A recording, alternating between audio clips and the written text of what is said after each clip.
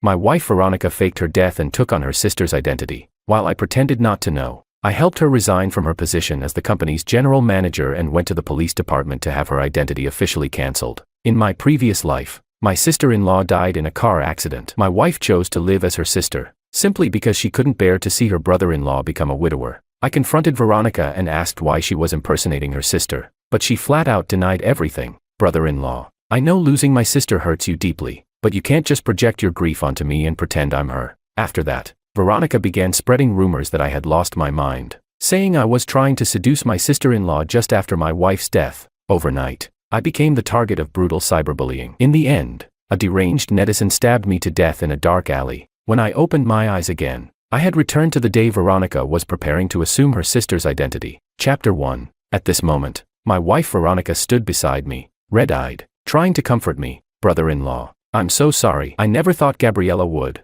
As Gabriella's lifeless body was wheeled in, I fought back my sorrow and forced myself to pretend this was my wife. Gabriella's face was deathly pale, clearly devoid of life. She and Veronica were identical twins. No one noticed Veronica had secretly switched places with her. I wiped away my tears and said with forced calm, "Let's arrange the cremation. Gabriella deserves to leave with dignity." Veronica eagerly agreed. She was even more anxious than I was. As she spoke, she reached to push the body toward the cremation room. At that moment, the crescent-shaped birthmark on her left arm became visible. It was this very mark that exposed her in my previous life, but this time, I pretended not to see it. In the previous life, Veronica and Gabriella had traveled out of town to inspect a new project. Gabriella died in a car crash on the way back. To avoid leaving her brother-in-law, Santiago, all alone, Veronica made the reckless choice to impersonate her sister and continue living as her. To outsiders, she was flawless in mimicking Gabriella, but I was her husband. We had spent years together. How could I not recognize my own wife? I desperately questioned her, asking why she would do such a thing, why she would abandon our son and me. Veronica remained expressionless and coldly pushed me away. Brother-in-law, I know you miss my sister, but your grief doesn't give you the right to mistake me for her. Santiago then jumped in and cursed me out. You lunatic. Your wife just died and you're already trying to get with mine. Shameless. I couldn't believe what I was hearing and kept demanding the truth. In response, the two of them shoved me to the ground. My son, Oliver, sobbed and asked her, "Mommy, why don't you want me and Daddy anymore?" Veronica claimed I had coached Oliver to say that. Without hesitation, she locked him in the basement for 3 days and nights. He starved to death. My mother-in-law screamed at me, "You jinx, you cursed my daughter to death." Veronica went even further, publicly accusing me of having improper intentions toward my sister-in-law. The scandal went viral online, and I was buried in a wave of relentless cyberbullying. In the end, on a freezing winter day, I was stabbed to death in a narrow alley by a crazed internet user. Thinking of all this, rage nearly consumed me. I wanted nothing more than to destroy this whole family of monsters. Watching Veronica's eager attempt to cremate Gabriella's body, I sneered inwardly. If you're so desperate to live a happy life with Santiago, fine, I'll grant your wish. You can live as Gabriella for the rest of your life. Chapter 2. Veronica acted swiftly. Within half a day, she had completed all the arrangements for the cremation. She even held a memorial service, which was attended by many colleagues and business associates. Looking at Veronica's funeral portrait, everyone couldn't help but sigh at the fragility of life. I looked haggard, with dark circles under my eyes. The painful memories from my past life made me appear exactly like a grieving widower. Veronica, holding onto Santiago's arm, spoke to me in a gentle voice. "Brother-in-law, Santiago hasn't been feeling well lately. The doctor said he needs rest, so he won't be staying for the vigil." She carefully helped Santiago sit down, her eyes full of concern. I watched the scene coldly, and just then, Santiago spoke up. "Brother-in-law, it's not easy for a man to raise a child alone. Gabriella can help you, but surely not for free, right?" There was a glint of greed in his eyes. It was clear he was fishing for money. Veronica chimed in. "Brother-in-law, I remember you have a gold watch. Why not give it to Santiago? It would look good on him." I suddenly looked up and stared at her. That watch was a keepsake from my father, and she dared to ask for it. Veronica, however, looked completely justified. "Oh right, didn't my sister have an investment portfolio? She once said she wanted me to help manage it. Give me the login and password." I paused for a moment, then suddenly covered my face and burst into tears. "What investment? It's long gone. We lost everything. Even my personal savings were wiped out. I can barely afford formula for my son right now." Veronica panicked. "That's impossible. She told me there were 2 million in investments." I sneered. "She only told you that to comfort you. She didn't want you looking down on her. So she said she was making money." "Gabriella, your sister's gone." As her little sister, How can you just abandon your nephew? If you won't help us, fine, but now you're asking for money. Are you trying to drive us to death? None of this was true, of course, but at that moment, Veronica couldn't refute a single word. Our colleagues around us looked at me with sympathy. Veronica's expression turned sour. No, there must be an investment, she told me herself. I gave her a cold smile and walked toward Veronica's office. She only left behind a few things. I'll destroy them right in front of you, so you'll stop obsessing over them. I opened the safe and pulled out Veronica's IDs, contracts, and personal belongings. Then I tore them up on the spot and threw them into the trash. Veronica instinctively tried to stop me, but forced herself to hold back. When I tore apart her most cherished diary, she finally couldn't take it anymore. Brother-in-law, those were my sister's life's work. How could you do this? Choking back emotion, I replied. She's gone. What's the point of keeping any of this?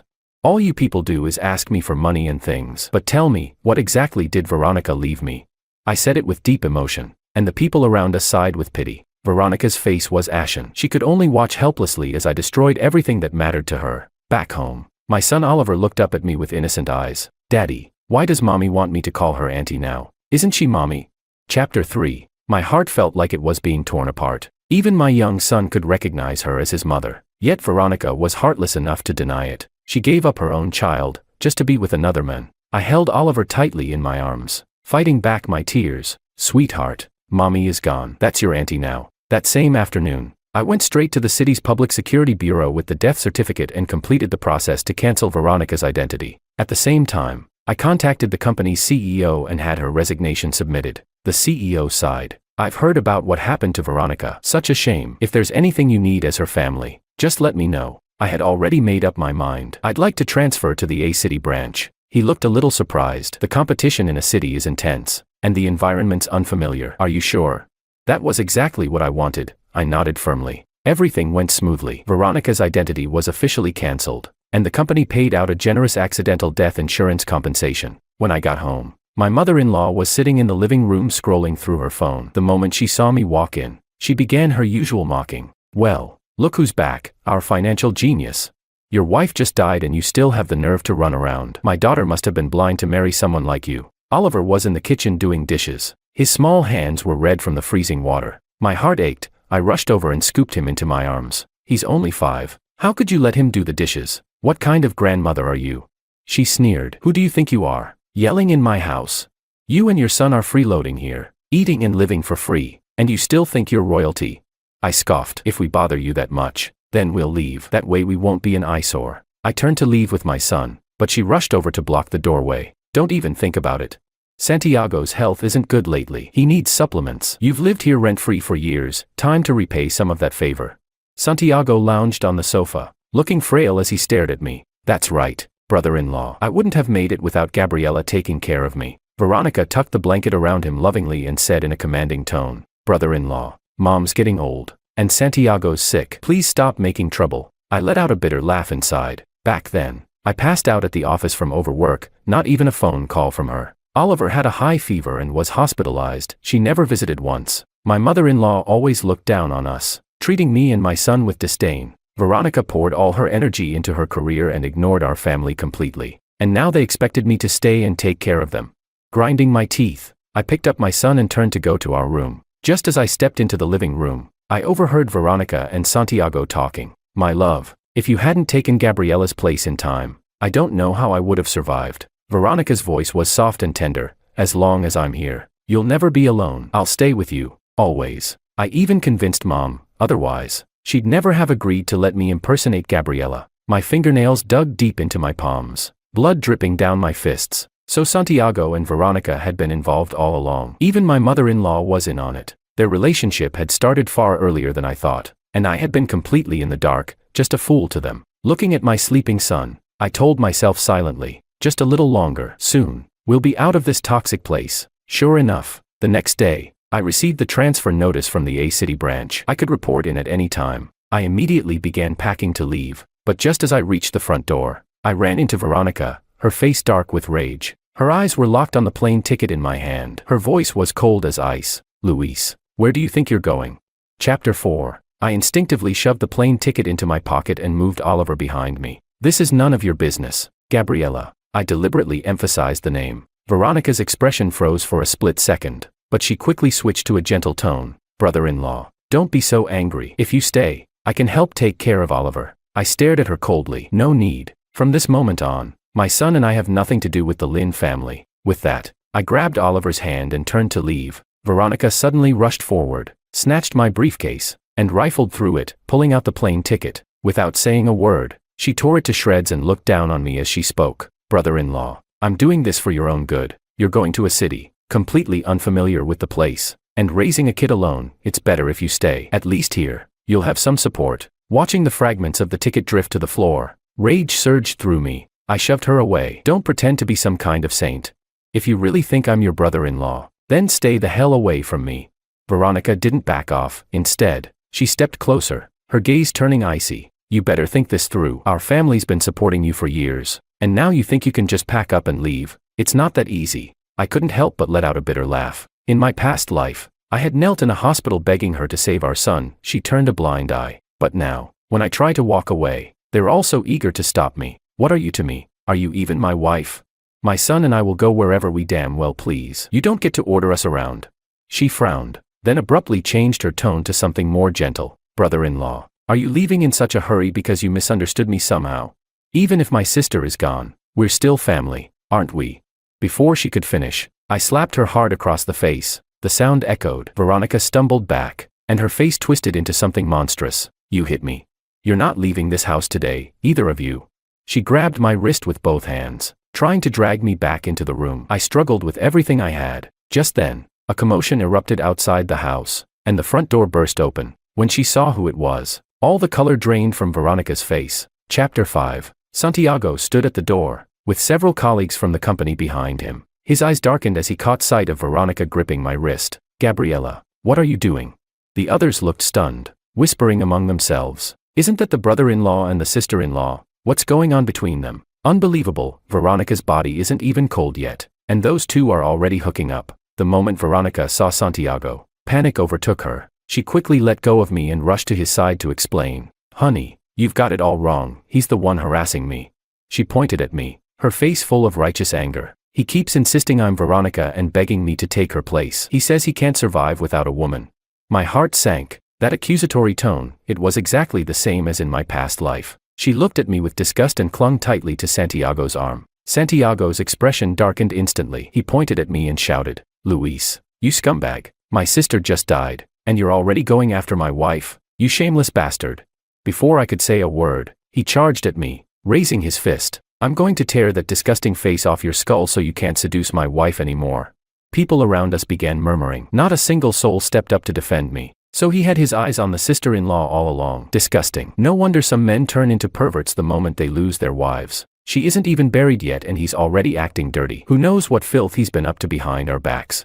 Luis always played the devoted husband, but he's no better than an animal. Even went after his wife's sister. He's scum. I dodged Santiago's fist and tried to explain. Please, listen to me, it's not like that. It's Veronica. Before I could finish, Veronica cut me off. She pointed to the red slap mark on her face. Tears streaming down. He hit me, just because I turned down his disgusting demands. Now everyone looked at me with pure contempt, their eyes filled with fury. Santiago punched me in the face. Come on, everyone, look at this animal. Luis, this monster lost his wife and now he's trying to steal mine.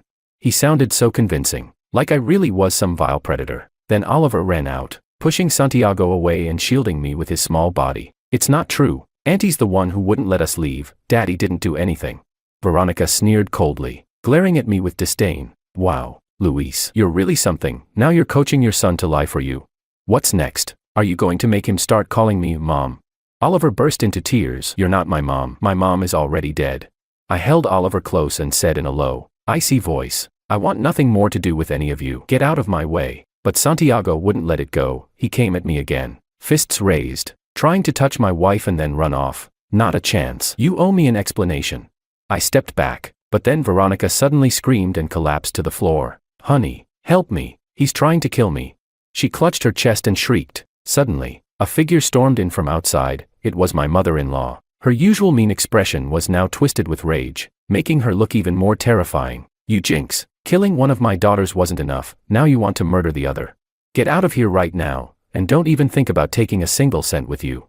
She grabbed my bag, dumped everything onto the floor, Veronica stood off to the side, pretending to hesitate. Documents scattered across the ground. My mother-in-law, sharp-eyed, snatched a stack of papers, and her face immediately changed. Well, no wonder you were acting so high and mighty. You've been hiding all these insurance documents. This money belongs to my daughter. Why the hell should a murderer like you get it? She clutched the insurance files like treasure, stuffing them into her clothes with greed in her eyes. I immediately stepped forward to stop her. That's the accidental death compensation the company gave me and my son. You already claimed one payout. What gives you the right to take this too? When Veronica died, my mother-in-law had rushed to the insurance company and claimed a portion of the money, but she didn't know there was another one left. She shoved me hard and screamed, her voice shrill, "Your payout. I'm her mother. This money belongs to me. What kind of idiot company would ever give it to someone like you?" I clenched my teeth and stared at the documents, mind racing, trying to figure out how to take them back. Just then, a crowd burst through the doorway, and a deep, commanding voice rang out. This compensation was issued according to company policy. Is there a problem with that? Chapter 6. It was President Gene from Veronica's company. He walked in with several security guards, his expression dark and heavy as he took in the chaotic scene. The accidental death compensation was issued by the company according to policy. It belongs to Luis and his son. No one else has the right to seize it, he declared sternly. The guards, tall and imposing, stood by the door. The entire room instantly fell silent. Veronica, spotting President Gene, quickly switched to a pitiful expression and walked over in small, hesitant steps. "President Gene, Luis deceived you," she said softly. My mother-in-law dropped to her knees, bawling. "President Gene, you must help us get justice. This monster not only cursed my daughter to death, now he wants to take advantage of my other daughter. He's not even human." Santiago wiped away a fake tear, sniffling miserably. "President Gene, Luis tried to steal my wife and even threatened me. How can someone like him deserve compensation?" The scene dissolved into chaos, everyone yelling accusations over one another. President Gene simply glanced at them with cold disdain and said firmly, "Luis was Veronica's husband. The compensation is rightfully his to handle. Besides, Luis has already applied for a transfer to the A-City branch. Why would he be clinging to Gabriela?" Veronica froze, panic flickering in her eyes as she stammered, "He must be doing this on purpose, trying to use it as leverage to force me." President Gene cut her off sharply. "Nonsense. Your twisted thoughts are absolutely disgraceful." Seizing the moment, I spoke up, choking back my emotions. "President Gene, I never wanted to bother anyone. All I want is to start over with my son, but they slandered me, tried to steal from me. How heartless can they be?" President Jin's face grew even darker. "I came here today specifically to check in on you, and personally take you to a city for your new position. Gabriela, falsely accusing your late sister's husband, can you even face her memory after this?" Veronica had no response. She bit her lip and lowered her head in silence. Seeing things turn against her, my mother-in-law gave up on the money. She shoved me viciously and snarled, "Get out. The farther you go, the better. Stop cursing my daughters." I gathered the documents and other items, then took Oliver's hand and walked to President Jin's side, under my mother-in-law's venomous gaze. Veronica stared coldly at us. "Luis, you'd better think carefully. Once you leave, don't ever think about coming back." I didn't even look back as I stepped into the car. The vehicle pulled away quickly, leaving that toxic house behind, heading straight for a city. President Gene had arranged a position for me as a manager in the investment department, right in line with my expertise. "You can settle down here. If you run into any problems, don't hesitate to come find me," he said warmly. I thanked him sincerely. Sitting in the bright, spacious office, I finally felt like I could breathe again. Oliver and I spent half a month adjusting to life in a city. Slowly, we adapted to the new rhythm. Our co-workers were kind and supportive after learning what we'd been through. Some even offered to introduce me to someone new, but I politely declined. At a business banquet, I unexpectedly ran into an old university classmate, Jessica. She was now a deputy director at a fund management company. Jessica had recently moved to a city as well. Reuniting with her brought back memories of our carefree college days. I couldn't help but regret how I'd been deceived by Veronica's facade for so many years, having given my heart to the wrong person. Just as I thought our new life had finally begun, Oliver suddenly came down with a high fever. At the hospital, I ran into Veronica again. I had just finished giving Oliver his medicine, while Jessica was helping me take care of him. As I stepped out of the hospital room, a cold, venomous voice came from behind me. "Luis, who is this woman?" Veronica and Santiago stood side by side, their eyes fixed on Jessica and me, full of menace. Chapter 7. I didn't want to respond. I grabbed Jessica's hand and started to leave, but Veronica quickly caught up and grabbed my arm. "Luis, I asked you a question." I turned back and shook her off with disgust, speaking coldly. "Gabriela, who are you to question me?" Veronica instinctively glanced at Santiago. You're my brother-in-law. Of course I have the right to ask. My sister hasn't been gone that long, and you're already messing around with another woman. Do you have no shame? I didn't bother listening to her hypocritical preaching and turned to leave, but Veronica stepped in front of Jessica, looking down on her condescendingly. Do you even know what kind of man he is?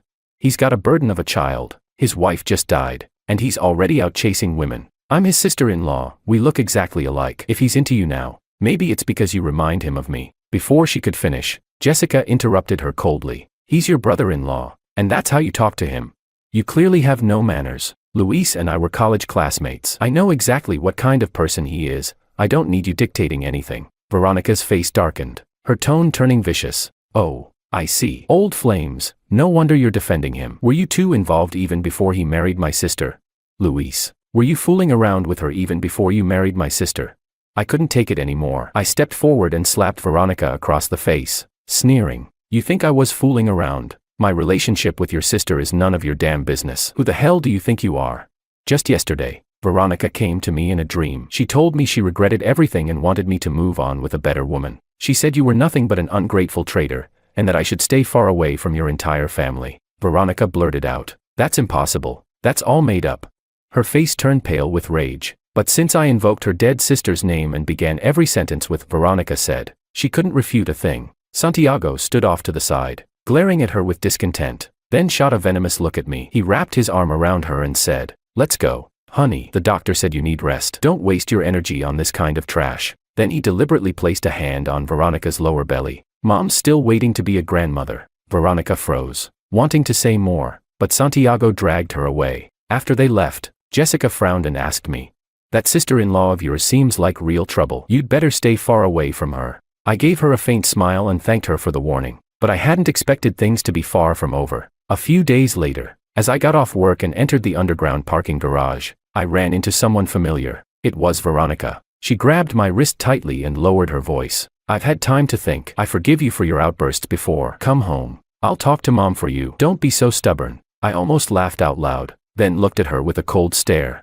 When did I ever say I was going back? I just want you all gone from my life. For good. Veronica frowned in frustration, staring hard at me for a few seconds, then her tone suddenly changed. Luis, you must have figured it out by now. I'm Veronica. Gabriella's the one who died. You're probably angry that I kept it from you while I looked after Santiago. But his health is fragile. I had no choice. But I've always loved you. Come back with me. Let's start over. Raise Oliver together. Chapter 8. If this had been before, I might have been overjoyed that Veronica had finally admitted who she was, and followed her home without hesitation. But after personally witnessing her intimate entanglement with Santiago, all I felt now was bitter amusement. I yanked my arm out of her grasp, my face full of mockery. My wife is already dead. What are you pretending for? You think this act is enough to fool me? Veronica held out her left arm. Look, this birthmark is proof. I cut her off immediately. So what? Twins often share similar birthmarks. She grew more flustered and tried to drag me with her by force. I struggled hard, then caught her off guard and shoved her away, sprinting toward the parking garage exit. She chased after me in a fury, grabbing my arm again, just as a pair of blinding headlights lit up the scene. A group of security guards rushed over and swiftly restrained Veronica, holding her down with professional efficiency. It turned out that the surveillance system had flagged suspicious activity, and the security team had responded immediately. They called the police right away, and one of them asked me with concern, Mr. Luis, are you all right? Before I could answer, Veronica started screaming hysterically. What are you doing? Let me go. Do you know who I am? You think I won't get all of you fired? One of the guards shot her a cold glance. You're the one acting suspicious. You should worry more about your own situation. The surrounding staff and bystanders all looked at her with contempt. Someone spat and muttered, she looks just like our former GM Veronica, but who knew she'd turn out to be such a wolf in sheep's clothing? Veronica's face flushed with anger. She glared at me hatefully. Luis, did you set this up? You knew I'd come here. You were waiting for me.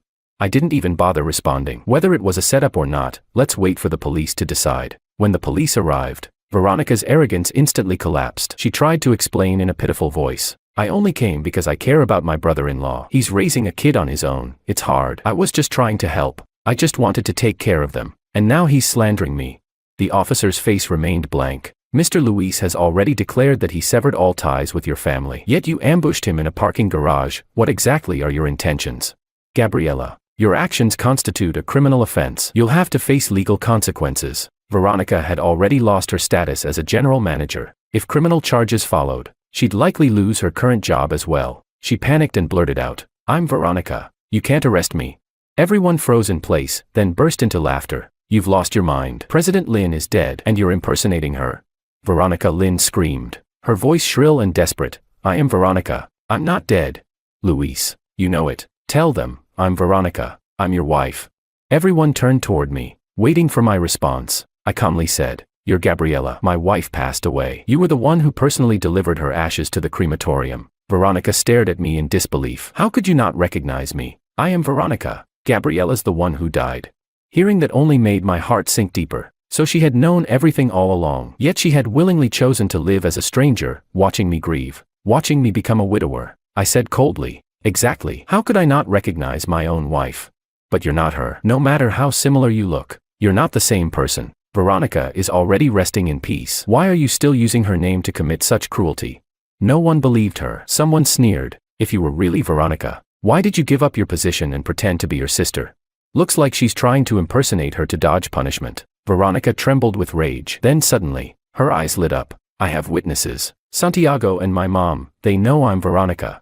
Chapter 9. The police summoned Santiago and my mother-in-law separately to take statements. Veronica looked smug and shot me a provocative glance. "Luis, just you wait. As soon as I reclaim my identity, the first thing I'll do is sue you for defamation." I didn't respond. I simply waited quietly for the outcome. A few minutes later, Santiago was the first to emerge. He rushed over to Veronica and wrapped his arms around her. "Honey, are you okay?" Veronica shoved him away hard. "Who are you calling honey? I'm Veronica, not your wife." A flicker of panic crossed Santiago's face. "Darling, what are you saying? I just spent the last half hour convincing the police that we're legally married." Veronica froze. As if struck by lightning, my mother-in-law came over as well, whispering mysteriously to Veronica, "Don't worry, sweetie. I smoothed everything over. They won't suspect a thing about you pretending to be Gabriella." I gave a cold chuckle. Veronica thought bringing in witnesses would prove her innocence. She had no idea Santiago and her mother were already lying for her, thinking they were doing her a favor. At last, the officer came out with a stern face and said, "Gabriella, you are suspected of unlawful detention and fraud. These are criminal offenses, and you will be held accountable. As for your current job, that depends on how your company handles it." But everyone knew there was no saving her job. Veronica lost it. She screamed at them, "Why did you lie? Why didn't you tell the truth?" Santiago looked genuinely startled and protested. "What do you mean? I'm your legal husband. Are you still thinking about him?" I didn't even glance at Santiago. I finally turned to Veronica, speaking slowly. "Even if you pretend to be Veronica, it's useless. Her position has already been cancelled. The company appointed a new general manager long ago. In truth, after Veronica faked her death, someone quickly filled her position." She looked utterly shattered, then glared at me hysterically. "Was it you? Did you sabotage me? What gave you the right to revoke my title?" I sighed lightly and shook my head. "Little sister-in-law, just go home and live your life. Stop deluding yourself." As Veronica was taken away, she continued screaming that she was Veronica, and that no one had the right to treat her this way. Jessica comforted me afterward, promising that security would be increased and incidents like this wouldn't happen again. For the next few months, I didn't hear anything about Veronica, until one day, 3 months later, she suddenly barged into my office. "Honey, please, come home with me. I'm begging you." I was just about to lose my temper when Oliver ran in from outside and shoved her hard. "Go away, bad woman, stop bothering my dad."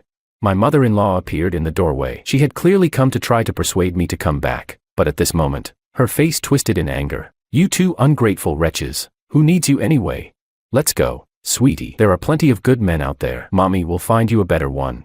In the end, security escorted them out. Afterward, I began to pay attention to Veronica's situation. I learned that after being fired, she couldn't find another decent job. The family quickly sank into financial ruin. Later, I heard that Santiago died in a drunk driving accident. After his death, Veronica spiraled, drinking heavily and arguing constantly with her mother. One day, during one of their usual fights, things escalated. The two began physically fighting. Her elderly mother couldn't take the struggle. She fell, hit her head, and died on the spot. Veronica hadn't meant for it to happen. Terrified by the sudden death, she was completely shaken. One blow after another pushed her over the edge. She began roaming around claiming she was Veronica, that Santiago had never been her husband. Not long after, she jumped from a building on a rainy night. People said she had completely lost her mind. After that, no one ever spoke of that family again. People only said they had reaped what they sowed. As for me, I was selected for an overseas assignment and took Oliver with me, far across the ocean. I never looked back on those dark memories again.